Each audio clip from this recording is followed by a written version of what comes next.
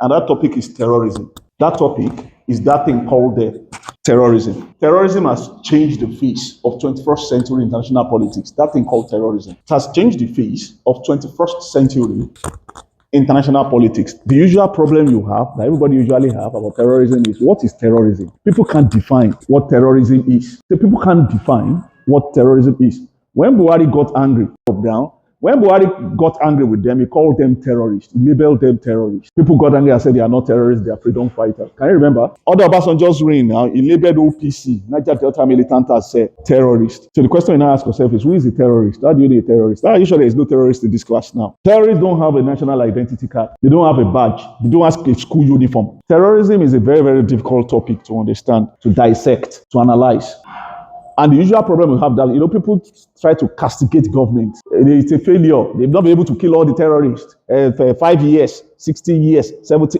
But the problem, I've just said it now, they don't have a national identity. A terrorist can be in this room. You won't know until they've carried out that attack. That is, you know how many years it took America before they could kill Osama bin Laden with all their technology? It took them more than 10 years before they could look at that guy. You know how long it took them before they could even kill the leader of ISIS, al-Baghdadi? It was Trump that killed him eventually now. It took them years. What is terrorism? If you are saying terrorism is killing, then that means all warriors are terrorists. That's just the meaning now. If you are saying terrorism is just killing, I've thought of asking this question. I think I've asked this question before. I said, if we were to be kidnapped, which would you prefer? IPOB or Boko Haram? If we were to be kidnapped, which one? If we were to be kidnapped, pick between OPC and IPOB. Which one? See, what you fail to realize, the important distinction that you fail to realize is that whether you were kidnapped by IPOB or the Boko Haram or Niger Delta militant, any of them, you are going to die eventually. They all deal with death. So there is no distinction. They are all killers, technically. It's like saying, which one would you prefer, ISIS or Boko Haram? Al-Qaeda or Boko Haram? Is how do you even know a terrorist? That was the problem Baba Obasanjo had throughout his presidency. It was the same problem Yaradua. That almost finished Jonathan. Remember what they did to Samfara? They cut them off from the network for 3 months. When they got tired, they cut them off completely from mobile network. There was a problem also inherited by Buhari. Sorry, Jonathan was Chibok. Can you remember? Did you know what terrorism turned Nigeria to? Not just Nigeria. Sorry, I'm not a Muslim, so I can't use mosque, but I'm sure they have the same problem. Churches now, you now pray with your eyes open, not closed. As you are praying, Pastor, you check you around, be checking. If you notice anything strange, talk, anything. You don't pray, we don't pray with our eyes closed. If you see any suspicion, if I'm in church, I see any bag and the person says he wants to go and I'll follow the person, we'll live together. No, it created that fear. I'm sure most of you are frequent, most of you are frequent travelers. I remember the problem we still face when we get to the airport. Everybody in Nigeria to a terrorist in the eyes of the international community. And that was why I said terrorists don't have a national identity. You cannot identify them. A terrorist will be in this class, you won't know why until he has carried out that attack. And that's how suicide bombing works. It is after the attack that, imagine now. So that means for them to give us that accurate description of that woman that carried out the attack in Gaza 2 weeks ago, they saw her before the attack. Pregnant woman with a child holding 2 children. If they had known she was going to do that was why I said problem of anonymity. And that explains why they'll not be able to destroy the terrorists in the Northeast till today. Can I continue? But that does not answer the question, what is terrorism? That's the first thing we should do. What is, there are a lot of definitions that they've given about that thing. To tackle something, you must be able to define it. If you can't define it, then you have a problem. If you are feeling feverish and you now start taking care of yourself without doing tests now, that means you've not defined what is wrong with you. You probably die. When you have malaria and you're treating typhoid, you are dead. When you have typhoid, you're treating malaria. That is why they tell you go and do tests. Test is the definition of whatever it is that is wrong with you. So what we have to do first is to define what is terrorism. When you now define terrorism, you will now be able to know whether Boko Haram, IPOB, OPC, Niger Delta militant are terrorists or freedom fighters. Remember, militant, Boko Haram, OPC, terrorist, war. There is something that unites them, killing. They all kill. But then what you now hear is some killings are legitimate, while others are illegitimate. A state has the right to kill. I said it in the last class now. That's legitimate. But then militant terrorists don't have the right to kill. That is why that one is murder, and we frown at it. So what is terrorism? Can you imagine? He's even asking. Okay, you don't know the lecturer. Okay, I'm ugly here now. No, okay. No. Sorry. Check his face so that we know what to do to him in the exam. Okay, repeat that thing you said now. Okay, then. All right. Now, terrorism can be defined. Terrorism can be defined as the deliberate or planned or systemic use of violence. Deliberate or planned or systemic. The same word.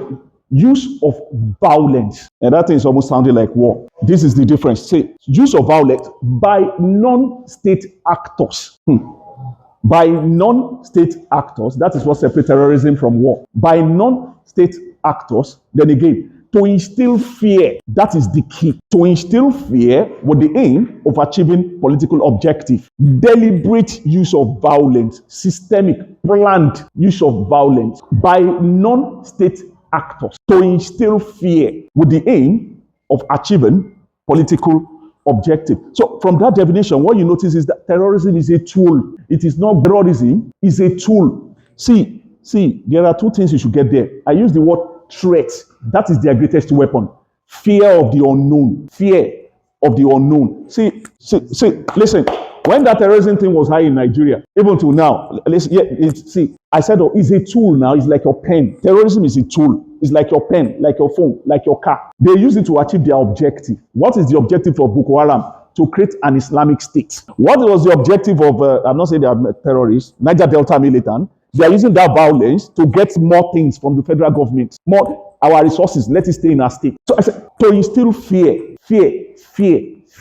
And that was why I said, to show the fear element of terrorism, that when we now go to churches, we don't pray with our eyes closed. In fact, churches in Nigeria were using bomb detectors. That thing they put on that car. You are going to worship God and they are checking your cars for bomb. Not that you are a terrorist, but the fear, to instill fear, the use of violence, then fear as a tool to achieve political objective. That is terrorism. That definition is different from war. And ladies and gentlemen, that is my definition. Actually, when you're through with the lecture, go online, type my name, I will be followed you now.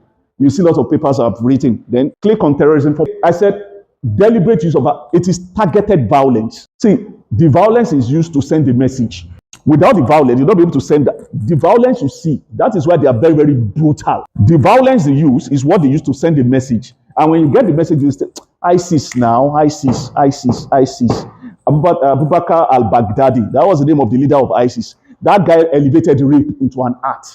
It elevated rape into a religious obligation. So they said, rape brings you closer to God faster. Unbelievable. No, I read the eyewitness account of the American woman that had actually escaped. Oh, no, not escaped. She died. Then it was a friend that escaped that actually told us in New York Times what actually happened. I think they captured the woman. I think she was in captivity for some 5 years. And they said Baghdadi raped her. He will tell her the reason for the rape. He will bring out the math.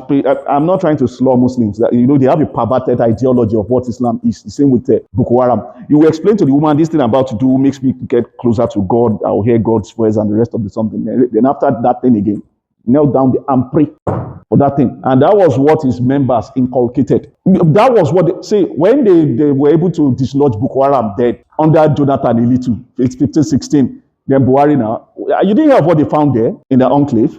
They saw a lot of aphrodisiac, Viagra, yes, manpower, different brands. Then of course, they saw lots of pornographic CDs and the rest of them. And they didn't see sex, rape is the way we see it and frown. It's part of their tool to achieve their objective that way because they see it as a tool to achieve their objective. So threat is key. Threat has been doing wonders. It has been working wonders till now. Not just in Nigeria, all over the world. And that is why those guys have actually been successful. And that is why they have to be spectacular when they carry out their... Because if it is normal, people will not listen. 2001, remember what they did? That brought this terrorism into the world affair. 2001 now, they attacked America. They didn't shoot America. They used airplane, September 11th. And we all became aware. That was the first time anybody would attack America on its own territory. And they used that thing to send the message that America is not safe. That thing to send the message that America is not safe in its own home. Can I continue? Yes. So quickly, because of time, types of terrorism. That thing to send the message that America is not safe in its own home. Can I continue? Yes. So quickly, because of time, types of terrorism. Again, just download my work online. You see these types of terrorism thing, because terrorism is something I've always been writing on. Though I'm not a terrorist, I just enjoy the topic. Types of terrorism. You have terrorism 1.0, 1.0, T1, like Terminator, T1, T2, T3, T4. Terrorism 1.0, terrorism 2.0, 3.0, then 4.0. Actually, I had time. 1.0, quick explanation, is what we call traditional terrorism. Yeah, that's the one we are used to, that everybody knows from the beginning of time, till I came up with my own classification. So you have traditional terrorism. And what does it involve? It is the deliberate use of violence, by non-state actors, the deliberate use of violence, let me modify, an act of criminality. The deliberate use of violence, an act of criminality by non-state actors to instill fear with the aim of achieving the deliberate use of violence, an act of criminality. That is why you see today that Boko Haram, they are robbing, they are stealing cattle. So they combine the two. They kidnap the cheaper girls, for example. So deliberate use of violence, and you combine with act of criminality together by non-state actors to achieve political objective. Ladies and gentlemen, please note that terrorism we are defining can only be carried out by non-state actors, not states. Nigeria cannot carry out terrorism. Russia cannot carry out, Britain cannot, because we have legitimate use of violence. Non-state actors are people like Boko Haram, ISIS, Al-Qaeda, Al-Shabaab, Hamas, Hezbollah. So that is what you meant by non-state actors, as distinct from state actors. So I said T1 now is the use of violence, and criminal act together. And I gave you an example of criminal act: stealing, robbing, cattle rustling, is prevalent in the north. Then kidnapping, looting shops to carry bags of gari, bags of rice, and the rest of them. Combine the two together with violence to instill fear with the aim of achieving political objectives. So you have a lot of that in Nigeria, then you have a lot of that in the Middle East. T2, deliberate use of violence that target cultural artifacts, to instill fear with the aim of achieving political deliberate use of violence that target things of cultural significance, to instill fear with the aim of achieving political objective. The oldest building in Nigeria is at where? The oldest story building in Nigeria. Badagry, yes. So when they want to send a message, they will destroy that. That stuff is priceless. It's a cultural artifact. Once it has been destroyed, you can't get it back. Even if you renovate it, it can't be the same as what was originally there. It won't be the same wood. It won't be the same nail. It won't be the same sand. So destruction of cultural artifacts. Actually, we have a good example, 2001, the oldest and the largest, that's the biggest, the oldest and the largest Buddha's statue in the world. That thing, they said it was God that carved it. It was carved into a mountain. That statue of Buddha in Afghanistan. No, not IC. No, Taliban. It was Taliban. That stuff was in Afghanistan. It was Taliban. That thing was carved into a wall. Very tall, more than 7 stories, very big, huge image of Buddha that people travel there to worship and to do all their things. But these guys, they blew the thing to split. Pope begged them not to. Religious leaders all over the world begged them not to. No, but they did that thing to send a message, instill fear. If you don't follow our religion, you are gone. ISIS did the same thing in Iraq, in Syria, when they became the Lord. When I say ISIS is Islamic State. It was a terrorist group. They destroyed all these ancient Greek gods, all those things that people go to temples to see. That thing you call museum. They bombed it. Destruction of cultural artifacts to send a message. That's T2. T3, use of violence, deliberate use of violence by non-state actors to get territories, and at the same time invade the cyberspace. T3, to get territories, and at the deliberate use of violence, get territories, invade cyberspace. As a rule, terrorists are meant to hit you and run away and hide. Terrorists, now that is the traditional conception of terrorism. But suddenly, the Nigerian terrorists were now interested in establishing their own state. Under Jonathan, they declared Adamawa, Yobe, and Borno now. And yes, it was strange. It was unbelievable. So we now have a country within Nigeria. Until today, they said some part of Nigeria is still a no-go area. That those guys are the one controlling it till now. That they collect taxes. They provide the health care and education for those people in that part of Nigeria. It was strange. I mean, it was unbelievable. A terrorist is somebody that's meant to attack you and run away. But now they are now establishing territory. Islamic State did that in Iraq too and Syria. They established their own territory between 2014 and 2016 before they were destroyed, chased away by America. So you are using violence now and threat to get the territory. And that was why I call that stuff T3. T4, use of violence to instill fear and to commit genocide and patricide with the aim. About that Armenian, that's why they call it Armenian genocide, Turkey, that I did. A particular, just target, it does not matter. It can be based on religion, it can be based on the people, it can be based on, just target just that thing. All Igbos separated, all Yorubas separated, all Hausas separated.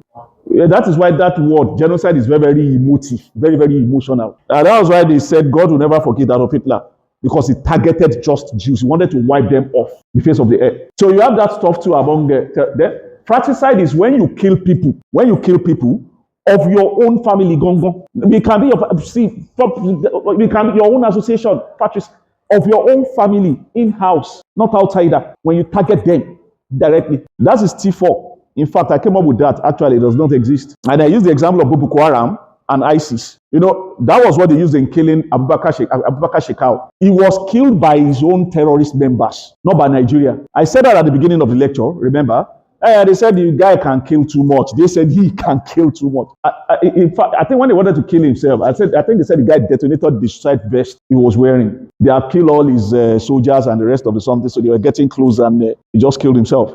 Like Adolf Hitler. Hitler also died by suicide. He killed himself too. And so that's fratricide. Then you get a lot of that. See, you get a lot of that among terrorist groups. In fact, that is why we have that serious problem in Zamfara state. So they have over 200 bandits groups in Zamfara. Over 200. And they sometimes kill themselves to have the upper hand, or they collaborate to attack government facilities.